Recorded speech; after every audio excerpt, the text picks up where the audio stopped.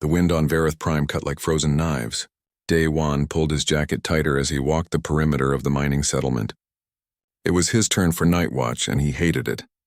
The planet was a frozen rock at the edge of nowhere, and the only reason humans were here was because the rocks contained valuable minerals. His boots crunched on the icy ground as he passed the waste disposal area. The smell hit him first. Rotting food, broken equipment, and chemicals mixed into something awful. He was about to walk past when he heard it. A small sound. Like breathing, but wrong. Painful. Day One stopped. He turned on his flashlight and pointed it at the pile of trash. Something moved. Something black and shiny reflected the light. He stepped closer, his hand moving to his weapon out of habit. There, between a broken crate and a bag of food waste, was a creature. It was small, maybe the size of a cat. Black scales covered its body, but they looked dull and lifeless. The creature was shaking, not from trying to move, but from the cold. Its tiny chest moved up and down fast, too fast. Day One knelt down. His heart pounded. He knew what this was. Everyone in the galaxy knew. A dragon, a Varath dragon. But something was wrong with it. Its eyes were open, but they were white. Completely white. No color at all. The creature turned its head toward the sound of his movement, but its eyes did not focus on him. It was blind. Day One had been a soldier for 10 years. He had seen terrible things. He had done terrible things when ordered. But looking at this tiny creature left to die in the trash made his chest tight with anger. The Vareth were the most powerful species in this part of space. They controlled dozens of planets. Their dragons were sacred to them. They built temples for them. They wrote songs about them, and yet they threw this one away like garbage. The hatchling made a small sound. A weak chirp. It was dying. Day One looked around. No one was nearby. The settlement was quiet. Everyone was asleep or inside where it was warm. He made a decision that would change his life forever. He took off his jacket and wrapped it around the tiny dragon. The creature stopped shaking for a moment. It seemed confused by the warmth. Day One picked it up carefully, holding it against his chest. It weighed almost nothing. He could feel its heart beating fast against his hand. Getting back to his quarters without being seen was hard. Day One used the back paths, staying in the shadows. If his commanding officer found out he brought an alien creature into the settlement, he would be in serious trouble. If she found out it was a Vareth dragon, he would probably be sent to prison. His room was small. A bed, a desk, a locker. Nothing special. But it was warm. Day One laid the dragon on his bed and unwrapped his jacket. In the light, he could see how bad things were. The dragon's scales had scratches on them. Its wings were folded tight against its body, and one of them looked bent. It was starving. He could see its ribs. Day One had some dried meat from his rations. He broke off a tiny piece and held it near the dragon's mouth. The creature did not move at first. Then its nose twitched. It smelled the food. Its mouth opened and it took the meat with surprising speed. It chewed and swallowed, then opened its mouth again. For the next hour, Day One fed the dragon tiny pieces of food. He gave it water from a cup, letting drops fall into its mouth. Slowly, the dragon stopped shaking. Its breathing became less desperate. When it finally had enough to eat, it made a sound. Not a chirp this time. Something else. Almost like a purr. The dragon crawled across the bed toward the sound of Day One's breathing. It climbed onto his lap and curled into a ball. Within seconds, it was asleep. Day One sat very still. He looked at the creature sleeping on his lap. What was he going to do? He could not keep a dragon. It was impossible. But he could not throw it back out into the cold either. He would not become like the ones who abandoned it. He spent the rest of the night researching on his computer, being careful to hide what he was looking at. He learned that Varath dragons were telepathic. They bonded with members of their own species, sharing thoughts and feelings. They were incredibly intelligent. They could learn languages, solve problems, even pilot ships when they were fully grown. He also learned the dark truth. The Vareth had a tradition. When a dragon was born with any defect, any problem, it was taken from its mother and disposed of. Blind dragons, deaf dragons, dragons with damaged wings, they were all killed.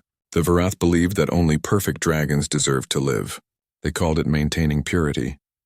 Day One felt sick reading this. He looked at the sleeping dragon on his lap. This tiny creature had been thrown away simply because it could not see. It had done nothing wrong. It had not hurt anyone. It was just born different. The dragon stirred in its sleep and moved closer to Day One's warmth. Something changed in Day One at that moment. He decided he did not care about the rules. He did not care about the Vareth and their traditions. This dragon would live. He would make sure of it. Morning came too fast. Day One had to report for duty. He made a nest of blankets in his locker and carefully placed the dragon inside. He left the locker door open just a crack so air could get in. The dragon was still asleep, its tiny stomach finally full. Work was difficult. Day One could not focus. He kept thinking about the dragon alone in his room. What if someone found it? What if it woke up scared and made noise? But when his shift ended and he rushed back to his quarters, the dragon was still there, still sleeping peacefully in the blankets. Days passed. Day One fell into a routine. He fed the dragon before and after work. He cleaned up after it. He made sure it stayed hidden. The dragon grew stronger each day. It started moving around more, exploring Day One's small room. It used its nose and its sense of touch to learn where things were. It never bumped into the same thing twice. Day One was amazed by this. The dragon could not see, but it remembered everything. It built a map in its mind using its other senses. Within a week, it moved around the room like it had lived there for years. On the 10th day, Day One decided the dragon needed a name. He could not keep calling it the dragon in his mind. He thought about it while watching the creature explore. It moved like wind, flowing around obstacles without hesitation, graceful despite its blindness. Baram. The word meant wind in Korean, his grandmother's language. It felt right. That night, Day One sat on his bed and the dragon climbed up next to him. It had grown, not much, but noticeably. It was now the size of a small dog. Day One reached out and gently touched the dragon's head. The scales felt smooth and cool. The dragon pressed its head into Day One's hand. Then something incredible happened. Day One felt something in his mind. Not words exactly. More like a feeling.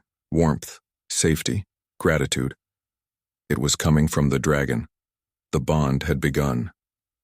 Day One smiled, tears in his eyes. He did not know what the future would bring. He did not know how long he could keep Baram hidden. But in that moment, he knew one thing for certain. He had saved this dragon's life, and somehow the dragon had saved something in him too. 3 months had passed since Day One found Baram in the trash. The small hatchling was no longer small. He had grown to the size of a large dog, and his scales had become glossy and beautiful. They were black like the night sky, but when light hit them the right way, they showed colors. Deep blue, dark purple, like oil on water. The biggest change was where Baram spent his time. He refused to stay in the room anymore. He wanted to be with Day One always. So Day One started taking him to work, hidden under his jacket at first. But Baram kept growing, and hiding him became impossible. That was when Baram found his favorite spot. He would climb up Day One's back and drape himself across his shoulders.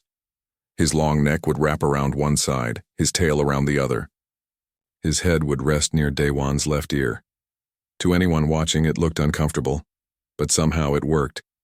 Baram could balance perfectly, moving with Day One's steps. He weighed more now, maybe 30 pounds, but Day One had gotten used to it. Captain Yuna Park, Day One's commanding officer, had discovered Baram 2 months ago. She had walked into the equipment room and found Day One checking supplies with a dragon on his shoulders. Day One had expected her to be furious. He had expected punishment, maybe even arrest. Instead, she had stared for a long moment. Then she said something Day One would never forget. "I never saw that dragon, Corporal. Do you understand me?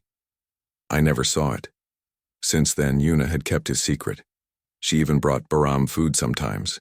She never explained why she was helping, but Day One was grateful. Baram's abilities were growing in surprising ways.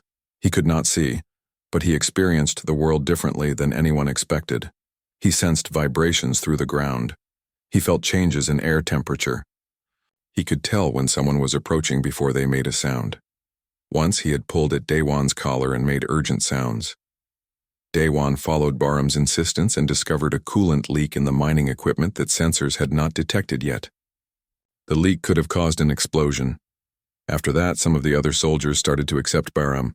They saw he was useful, more than useful. He was extraordinary. But everything changed when the Vareth ship arrived. Day One was working in the mine tunnel when the alarm sounded. A diplomatic vessel had entered orbit without much warning. The Varath did this sometimes, checking on planets where humans worked near their territory. Everyone had to stop working and prepare for inspection.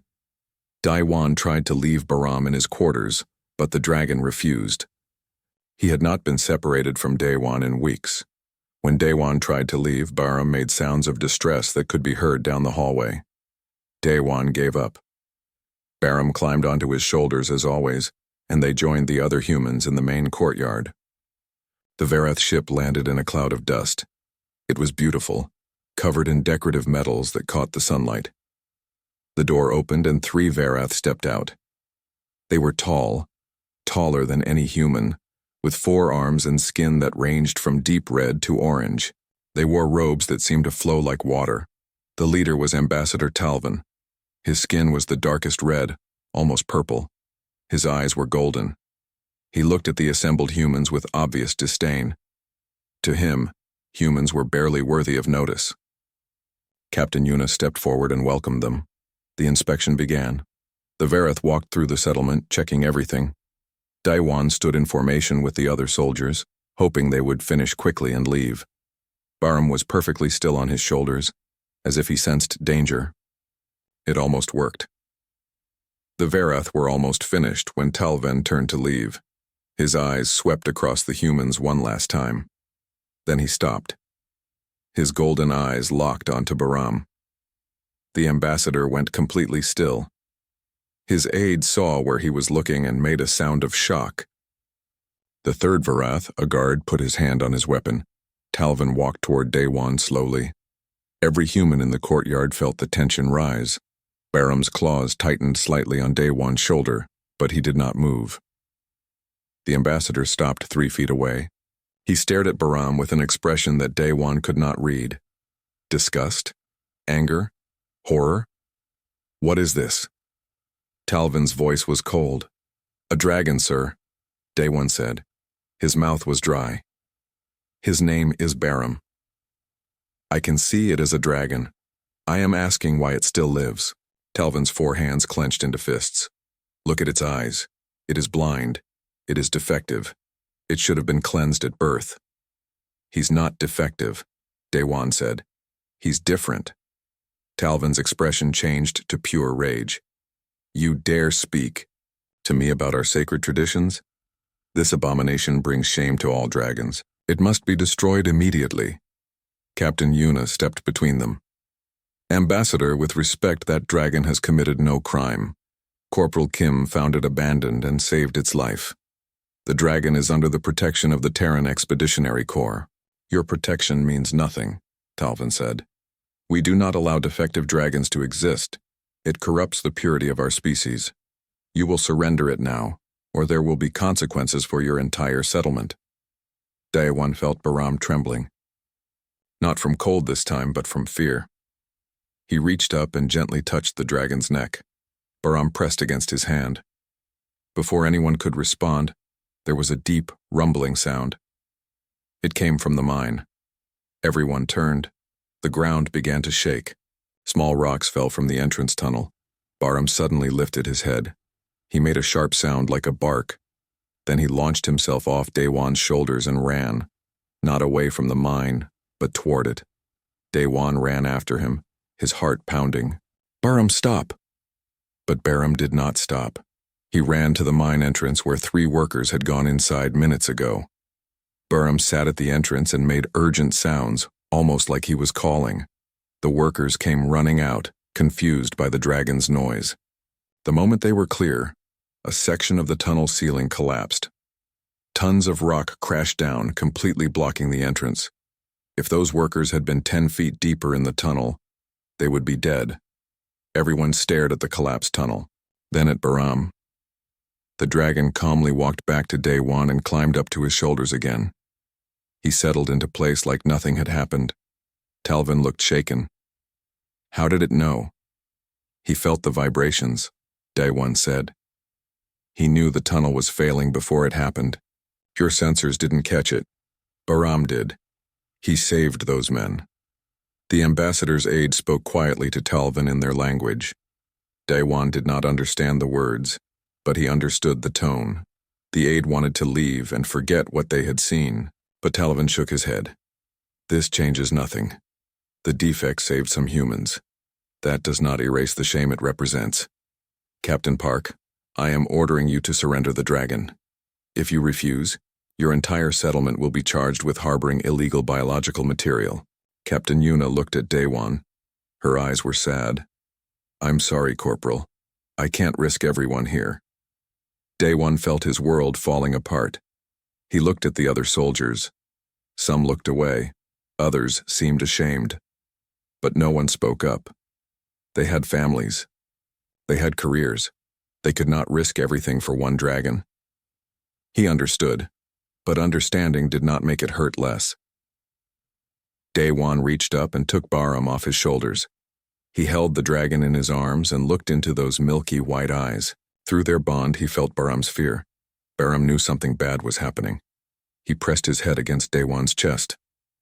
No, Daewon said quietly. What? Talvin demanded. Daewon looked up at the ambassador. No, I won't give him to you.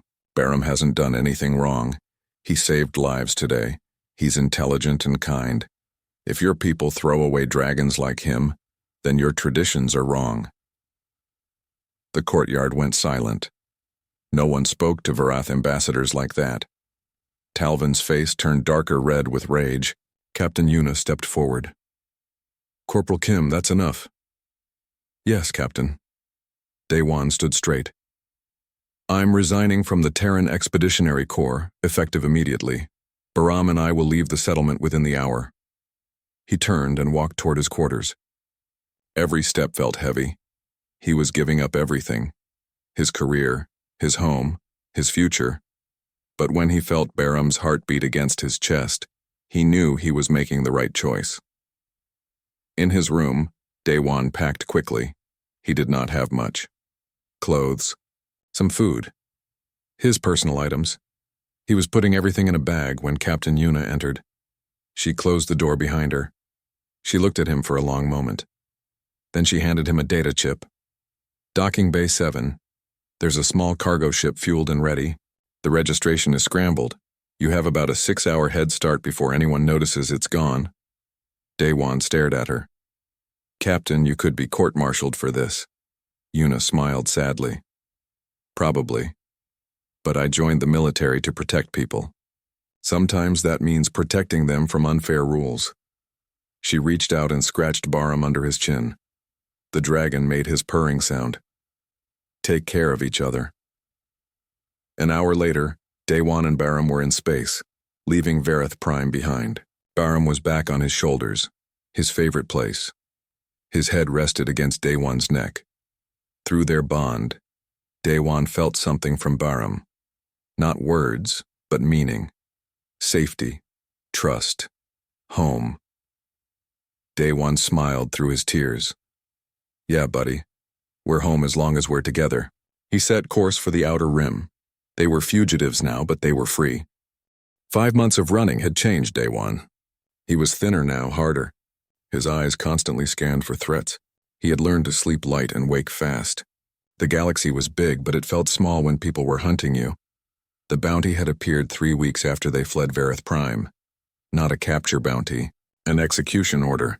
The Vareth Dominion was offering a fortune to anyone who could prove they had killed the defective dragon and its human protector. The bounty board showed their pictures. Daewon's military photo. A blurry image of Baram on his shoulders. They had moved from station to station, never staying more than a few days. Daewon took whatever work he could find. Security jobs mostly. Bodyguard work. Dangerous stuff that no one else wanted. But it paid in cash, and cash left no trail. Baram had grown again. He was now the size of a grown man, maybe 150 pounds. He still insisted on riding on Daewon's shoulders whenever possible, though it was getting harder. His body was longer now, more serpentine. His wings had developed, folded against his back. They would never let him fly, the doctors said. The muscles were not quite right. But Baram did not seem to care. His other abilities had become extraordinary. He could sense body heat through walls. He could feel heartbeats from 20 feet away. He knew when someone was lying because their heart rate changed. He could detect weapons by the metal's temperature difference. Barum made Day One the best security contractor in the Outer Rim, but the hunters kept coming. They were on Station Kepler 7 when things went bad. It was a trading hub built into an asteroid, always crowded, always noisy. Day One had been hired to protect a merchant's cargo during a transfer. Simple job. Easy money. Barum had been tense all morning. His claws kept tightening on Day One's shoulders. His head kept turning toward sounds that Day One could not hear. Something was wrong. "What is it, buddy?" Day One whispered. Barum made a low sound in his throat. A warning. The attack came in the cargo bay. 6 bounty hunters, all armed, all professionals. They had been waiting in the dark spaces between the cargo containers. The station's lights went out and the shooting started. Day One dove behind a container, pulling his weapon. In the darkness, he could not see anything. But Barum could. The dragon slid off his shoulders and moved like water between the containers. Day One felt through their bond where Barum was going. What he sensed. 2 hunters to the left, hiding behind yellow containers. 1 above on the catwalk. 3 coming from the right, trying to flank. Day One moved based on what Barum showed him. He fired at positions he could not see, trusting the dragon's senses. Screams told him he had hit targets. The hunters were panicking. They had expected an easy kill in the darkness. They had not expected their targets to fight back so effectively. One hunter got smart. He fired a wide dispersal weapon, something that did not need accuracy. The blast caught Day One and threw him against a container. His weapon flew from his hand. His vision went blurry. Through the bond, Day One felt Barum's rage. The dragon roared, a sound that echoed through the entire cargo bay. Then Barum was there, between Day One and the hunters. His blind eyes saw nothing, but his other senses saw everything. The hunter fired again. The blast hit Barum in the side. The dragon screamed in pain but did not move. He stayed between the threat and his human, his body a shield. Day One's head cleared enough to see. Barum was hurt badly. Blood ran down his scales. But he was still standing, still protecting. Fury gave Day One strength. He found his weapon and emptied it at the hunters. 2 more went down. The others ran. The lights came back on. Station security was coming. Day One ignored them. He crawled to Barum. The dragon had collapsed, his breathing shallow. The wound in his side was deep, burning from the weapon's energy. "No, no, no." Day One pressed his hands against the wound, trying to stop the bleeding. "Stay with me, Barum. Please stay with me." Through their bond, he felt Barum's pain. But he also felt something else. No fear, Barum would do it again. He would always protect his human. Day One did not remember much of the next hours. He remembered carrying Barum through the station. He remembered people staring. He remembered doors closing in his face. No one would help. They knew what Barum was. They knew about the bounty. They wanted no part of it. Day One found his ship and got Barum inside. His hands were covered in the dragon's blood. The medical supplies he had were not enough. Not for a wound this bad. Barum was dying, and Day One did not know how to save him. He had one option left. Something desperate. He went to the ship's communications and opened every frequency he could access. He broadcast on emergency channels, trading channels, even military channels. He did not care anymore if they found him. "This is Day One Kim, my companion is dying. He's a Varith dragon. He took a dispersal blast protecting me. I need a xenobiologist or a veterinarian with dragon experience. I can pay. I'll do anything, please. He's just a kid and he's dying because of me." His voice broke on the last words. He waited, silence, then static, then nothing. He sat next to Barum, holding the dragon's head in his lap. Barum's breathing was getting slower. His eyes were closed. Through their bond, Day One felt Barum slipping away. "I'm sorry," Day One whispered. "I'm so sorry I couldn't protect you. You deserve better than this." The communication system beeped. Someone was responding. "Kim, this is Dr. Ji-Won Choi on the research vessel Taeguk. I'm a xenobiologist. I have some dragon medical knowledge. Send me your location. I'm coming to you." Hope flared in Day One's chest. "They'll arrest you for helping us. There's a bounty." "I didn't become a doctor to let patients die because of politics. Send your location now." Day One sent it. Dr. Ji-Won arrived 2 hours later. She was younger than Day One expected, maybe 30. She had short hair and moved with quick efficiency. She took one look at Barum and started working immediately. "Help me get him on the table, carefully." They worked through the night. Dr. Ji-Won operated while Day One assisted, following her instructions. She cleaned the wound, stopped the internal bleeding, repaired damaged tissue. Her hands were steady and sure.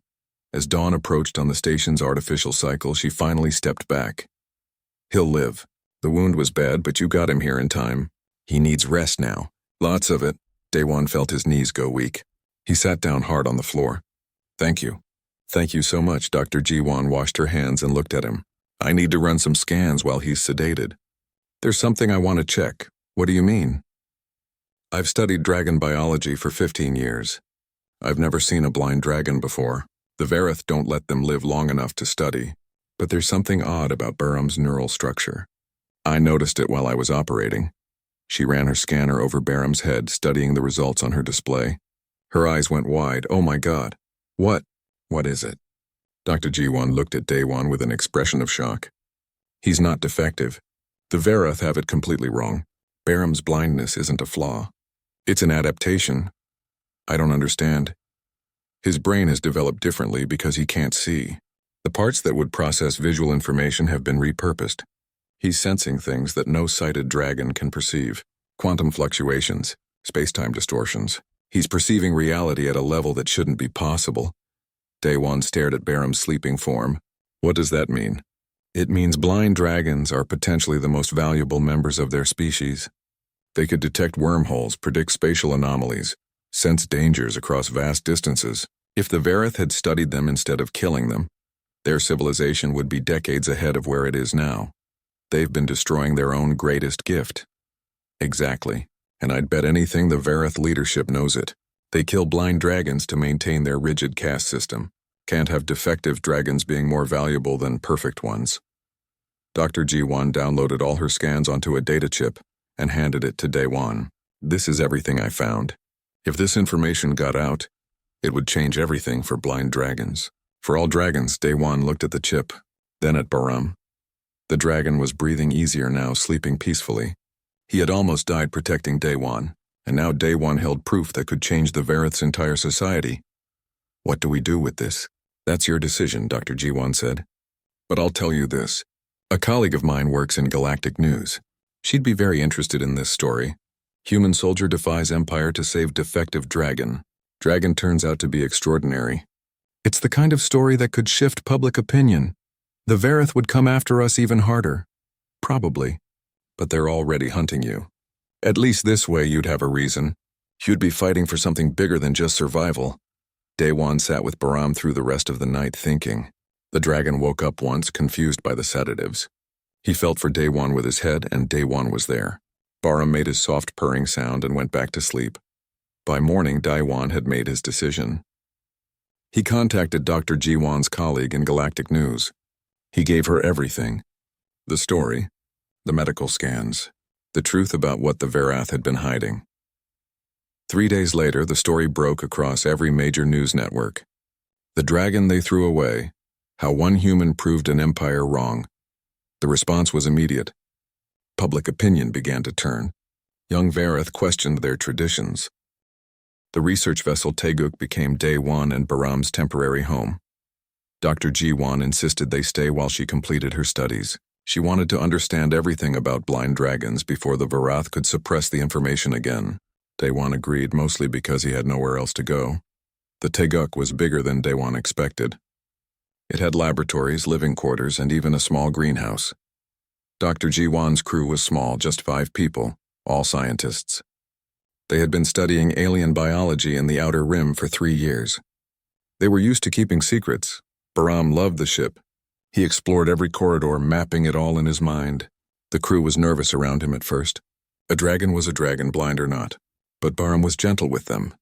He learned their names through their heartbeats, recognizing each person by the unique rhythm of their pulse. The news story had exploded across the galaxy. Daewon's face was everywhere. So was Baram's. The story had a name now, the blind dragon and his human. Some people called them heroes. Others called them criminals. The Vareth government called them a threat to galactic peace. But something unexpected happened. Messages started arriving, coded transmissions from Vareth worlds. They came through hidden channels, scrambled and rerouted. Families with secrets. Parents who could not kill their blind hatchlings. They had hidden them for years, sometimes decades, living in fear of being discovered. One message came from Kyren, a Varath warrior from a low-caste family. His sister had been born blind 20 years ago. Their parents had hidden her, raising her in secret. Now seeing Daewon's story, Kyren wanted to fight back. He was not alone. He had others. Other families with secrets. Other Varath who were tired of the old ways. "We want to help you," Kyren's message said. "You showed us that change is possible. Let us stand with you." Daewon did not know what to say. He had never wanted to start a rebellion. He just wanted to save one dragon. But now that dragon represented something bigger, hope for the hidden, a voice for the silenced. Dr. Jiwon's research was revealing more every day. She ran tests while Barum was awake, measuring his responses to different stimuli. What she found was remarkable. "He's sensing quantum fluctuations in space-time," she explained to Daewon one evening. They were in the main lab, watching Barum sleep on a cushioned platform. "Normal dragons, normal beings, we experience time linearly, one moment after another. But Barum is perceiving small variations in the quantum field. He's seeing probabilities." "I don't understand." Jiwon pulled up a display showing complex equations. "Imagine you're about to flip a coin. For us, the outcome is unknown until the coin lands. But Barum, he's sensing both outcomes simultaneously until the moment of decision. He's not predicting the future exactly, but he's aware of the shape of probable futures." Is that how he knew the mine tunnel would collapse? Exactly. He sensed the increasing probability of structural failure. To him, it wasn't a surprise. It was inevitable, and he could feel it coming. What else can he do? Jiwon smiled. "That's what I'm trying to figure out. I think he can sense wormholes even when they're not active. He responded to a test I ran yesterday with artificial gravity fluctuations. He turned his head toward the source before I even activated the equipment. He knew it was there." Daewon looked at Barum sleeping peacefully. His dragon. The creature that everyone said should have died. And he was more remarkable than anyone imagined. "The Varath have been killing dragons with this ability for thousands of years," Daewon said quietly. "Yes. And I think their leadership knows it, or at least suspects it. That's why they're so desperate to maintain the tradition. If blind dragons are valuable, it challenges their entire social structure. The defective become the gifted. The thrown away become the treasure." Over the next weeks, more messages arrived. More families came forward. More young Varath joined Kyren's growing movement. They called themselves the Awakened. They rejected the old traditions. They demanded change. The Varath High Council responded with rage. They declared the Awakened to be traitors. They increased the bounty on Daewon and Barum. They sent warships to patrol the Outer Rim, searching for the research vessel. Dr. Jiwon called a meeting with her crew. They gathered in the common room. Daewon stood with Barum on his shoulders, as always. The dragon had gotten bigger again. He was now the size of a horse, but he still insisted on his favorite spot. Daewon had gotten very strong carrying him. "The Varath are coming," Jiwon said. "I've been monitoring their communications. They've located us. A fleet is 2 days away." Her crew looked frightened. They were scientists, not soldiers. They had families back home. "I won't ask you to fight," Jiwon continued. "Anyone who wants to leave can take the shuttle. No judgment, but I'm staying. This research is too important." Daewon stood. "You've all done enough. More than enough. Barum and I will take a small ship and lead them away from you." "No." The voice came from the communication panel. It was Kyren. His face appeared on the display. Behind him were dozens of other Varath, all wearing simple clothes instead of traditional robes. "You will not run anymore. We are coming to you. We will stand together. Kyren, they'll destroy you. Perhaps, but we have been hiding long enough. My sister deserves to live in the light. All the hidden dragons deserve that. We will fight for it." More faces appeared on the screen. Humans from various stations, aliens from different species, a smuggler named Juan who had helped Daewon months ago. Even Captain Yuna Park appeared, though she looked like she was transmitting secretly. "You've inspired people, Corporal," Yuna said. "They want to help." Daewon felt overwhelmed. He reached up and touched Barum's head. The dragon pressed back against his hand, sharing feelings through their bond. Not fear this time. Determination. They had started something and now others wanted to finish it. "Where do we make our stand?" Daewon asked. "The Veil Nebula," Kyren said. "There's an abandoned station there. Old human construction from the colony wars. It's in neutral space. If the Vareth attack us there, they'll be violating galactic law. They don't care about galactic law. No, but it will matter to the younger Vareth, to the ones who are questioning. We need to show them that the old ways are wrong. We need them to see. The next day, the Teguk set course for the Vale Nebula. Other ships joined them. Small vessels mostly, cargo haulers, personal transports. Nothing military, just people who believed that something wrong needed to be made right. Day one spent the journey training with Bahram. The dragon's abilities were still developing. He could now sense objects in space around the ship. He could feel the gravitational pull of distant planets. Dr. Jiwan believed he might even be able to detect spatial anomalies like wormholes or stellar storms. There's something else. Jiwan said on the last day before they reached the nebula. She looked nervous. I've been running simulations based on Bahram's neural structure. If I'm right, he might be able to do something extraordinary. What? Guide ships through dangerous space. His quantum sense would let him perceive safe paths through areas that sensors can't map. Asteroid fields, stellar storms, maybe even unstable wormholes. That's impossible. So is everything else he does, but the Vareth don't want anyone to know about this ability. Think about it. If blind dragons could guide ships, they'd be the most valuable pilots in the galaxy. The entire Varath power structure would collapse. Daewon looked out the viewport at the swirling colors of the Vale Nebula ahead. They're going to try to kill us all, aren't they? Probably. And we're going to stand and fight anyway. Yes. Bahram shifted on Daewon's shoulders. His tail wrapped tighter, a gesture of comfort. Through their bond, Daewon felt the dragon's thoughts. Not words, but meaning, together, always together. The abandoned station came into view. It was huge, a relic from when humans first expanded into this region. It was damaged but functional. Kyren's ship was already there, along with 24 others. More were arriving every hour. As the Teguk docked, Daewon felt something change. This was no longer about one dragon and one human. This was about standing up to an empire that threw away anyone who did not fit their idea of perfection. This was about proving that the discarded, the different, the damaged could be extraordinary. Kyren met them at the airlock. He was tall like all Vareth, with orange skin and kind eyes. Next to him was his sister. She was smaller, younger, and her eyes were the same milky white as Bahram's. She was blind. The two dragons sensed each other immediately. They moved toward one another slowly, touching noses. Through his bond with Bahram, Daewon felt something new. Joy. Recognition. Bahram had never met another blind dragon before. He had thought he was alone. Her name is Sarah, Kyren said. She has been hidden her whole life. When she saw your story, she cried. She had never seen anyone like her before. Sarah and Bahram made soft sounds to each other. Dragon speech. Then Sarah climbed onto Kyren's shoulders, just like Bahram rode on Daewon's. The two dragons looked at each other from their perches and seemed to smile. The fleet will be here tomorrow, Kyren said. High Commander Velmoth is leading it personally. He has orders to destroy the station and everyone on it. Then we'd better be ready, Daewon said. That night, Daewon could not sleep. He stood on the observation deck looking out at the nebula. Bahram was there with him as always. The Vareth fleet arrived at dawn.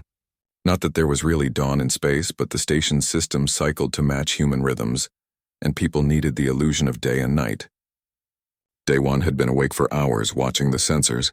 When the fleet appeared on the edge of the nebula, his stomach dropped. 15 warships, each one massive, bristling with weapons. The flagship was the largest, a vessel called the Eternal Flame.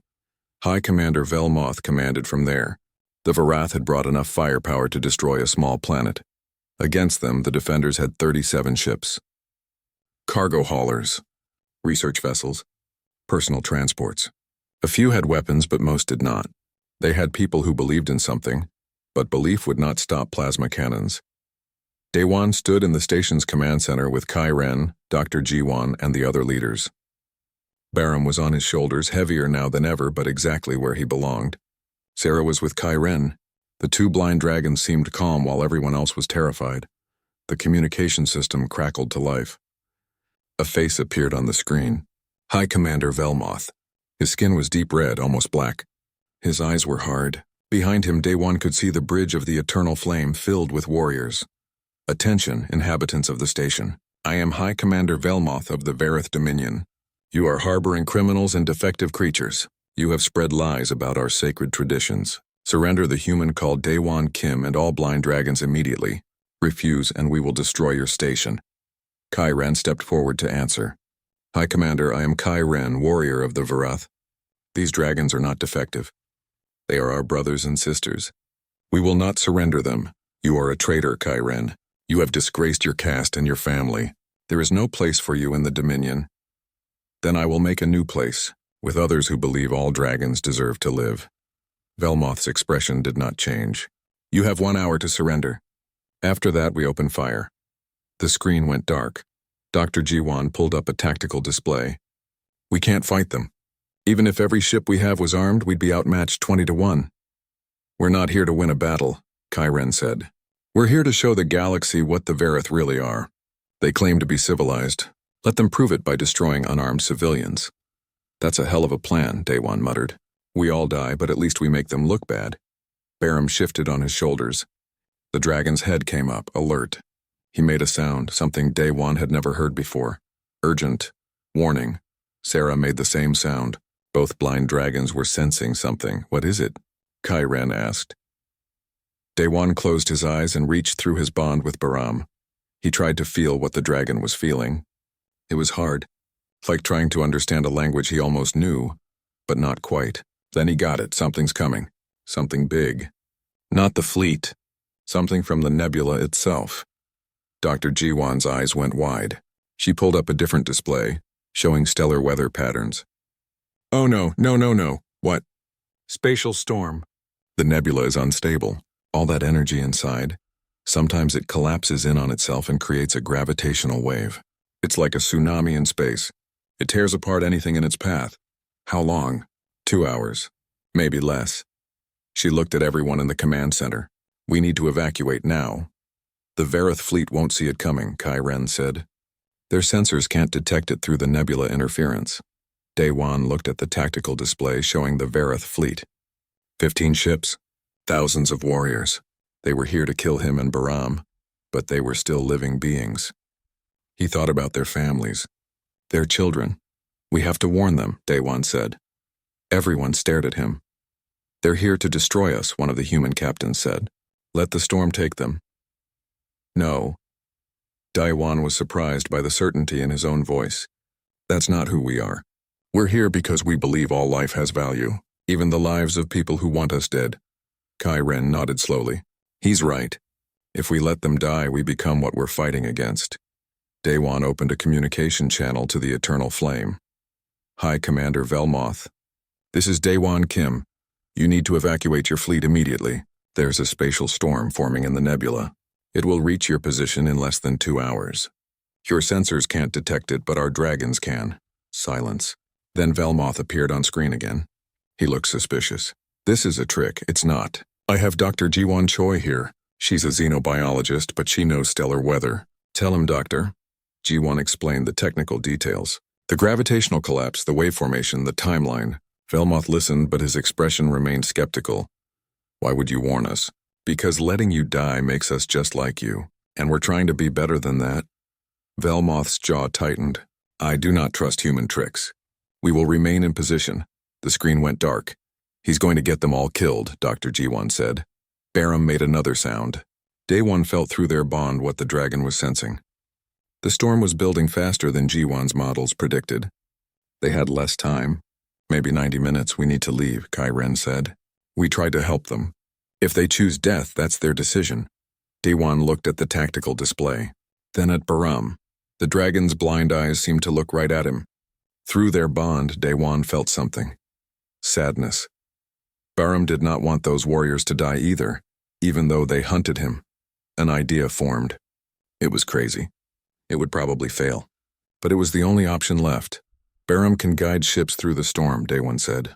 Dr. Jiwon said his quantum sense lets him perceive safe paths through unstable space. What if he guides the fleet out? That's theoretical, Jiwon protested. I've never tested it. He might not be able to do it at that scale. He saved those miners by sensing the tunnel collapse. He's been guiding me through danger for months. He can do this, and if he can't, if you fly into that storm and fail, Daewon smiled. Then at least we tried. Kai Ren put his hand on Daewon's shoulder. I'm coming with you. Sarah can help Barum. 2 dragons are better than 1. They took Dr. Jiwan's fastest research shuttle, small, maneuverable, with powerful engines. Daewon piloted. Kyren managed communications. The 2 dragons were in the passenger section, their heads together, sensing as one. As they approached the Varath fleet, weapons locked onto them immediately. Daewon opened all channels. High Commander, the storm is coming. Your fleet is about to be destroyed. Barum and Sarah can guide you through it to safety. Let us help you. We do not need help from defective creatures. Then you're going to die because of pride. Your choice. The shuttle shook. The first gravitational waves were arriving. On the sensors, Daewon watched as spatial distortions formed around the fleet. The Varath ships began to detect the danger finally, but too late. Their engines powered up, trying to escape, but they did not know which way to go. The nebula's interference blinded their navigation systems. One of the smaller Varath ships exploded as a gravitational spike tore through it. Then another. The fleet was panicking. High Commander, Daewon shouted. Let us guide you. A long pause. Then Velmoth's voice, quieter now. What do you need us to do? Follow us exactly. Match our course precisely. The dragons will find the safe path. Daewon turned to look at Barum and Sarah. This is all you, buddy. Show me the way. Through the bond, Barum shared what he sensed. It was overwhelming. Daewon could feel the storm like a living thing, twisting space itself. But within the chaos there were patterns. Paths where the gravitational forces balanced. Spaces where a ship could exist without being torn apart. Barum showed him the first turn. Daewon took it. The shuttle dove into the storm. It was like flying through a nightmare. Space itself rippled around them. Gravitational forces pulled in different directions. The shuttle's structure groaned, but Barum guided them through, sensing each safe pocket before they reached it. Behind them, the Varath fleet followed.